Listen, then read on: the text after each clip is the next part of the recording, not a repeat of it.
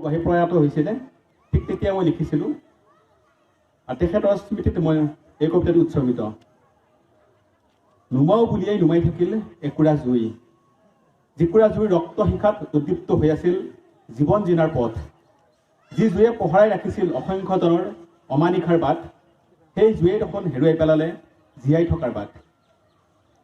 গধূলিটো ঠিকেই গৈছিল, কিন্তু পুৱাৰ সূৰ্যটোৱেহে লৈ আহিছিল বিষাদৰ খবৰ। স্তব্ধ হৈ পৰিছিল সময়, যাৰ চিয়াহীত নিগৰিত হৈছিল হেজাৰজনৰ আৰ্তনাদ। সভ্যতাই য'ত বাট বনাইছিল সেই কলমটোৱে দেখোন স্তব্ধ হৈ ৰ'ল হঠাতে, কোনেও গমেই নাপালে। কোনোদিনে তেওঁ গণিতৰ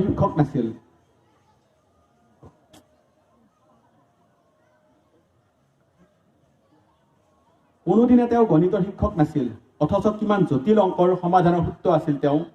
কিন্তু আকাশেই যেতিয়া খহি পৰে তাতনো গণিত সূত্ৰই কি কৰিব পাৰে। এইটোৱে আছিল মোৰ কবিতা। পুনৰবাৰ সকলোকে মোৰ তৰফৰ পৰা আন্তৰিক শুভেচ্ছা জ্ঞাপন কৰিছোঁ।